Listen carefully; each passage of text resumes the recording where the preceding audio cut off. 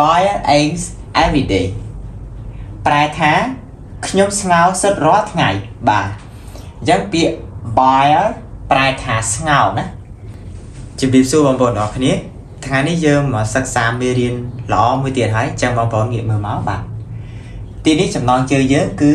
cooking words មានន័យថា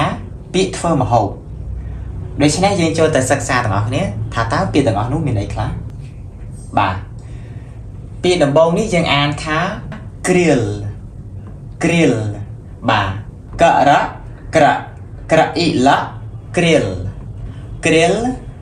ប្រែថាអាំងបាទដូចបងប្អូនអាំងត្រីអាំងសាច់ហ្នឹងយើងប្រើពាក្យ grill តោះប្រយោគឧទាហរណ៍មួយ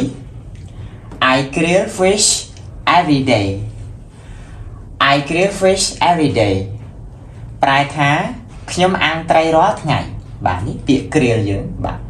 បើបងប្អូនចង់អាំងអីផ្សេងទៀតដូរតែកន្លែង fish នេះមកហ្នឹងអាចបង្កើតប្រយោគបន្តទៀតណា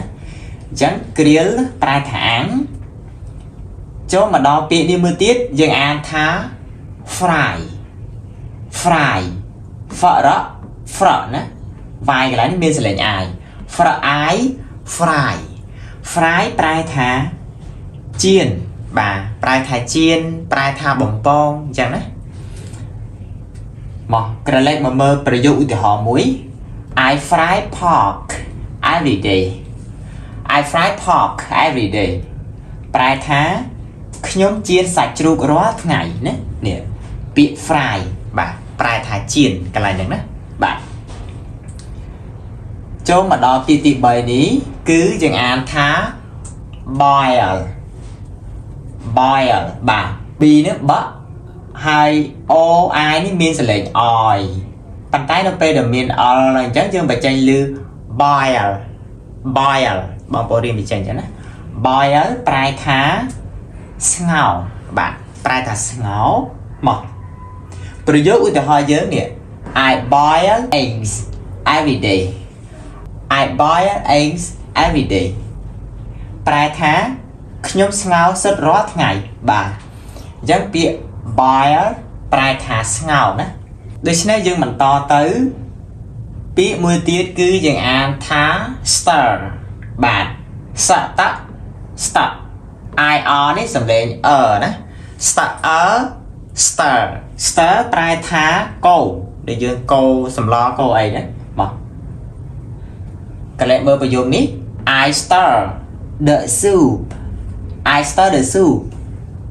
ប្រែថាខ្ញុំកូរសម្លបាទអញ្ចឹងពាក្យយើងនេះពាក្យ stir យើងហៅថា stir ដូច្នេះយើងសិក្សាពាក្យមួយចំនួនថ្ងៃនេះតាក់ទងនឹងការចម្អិនម្ហូប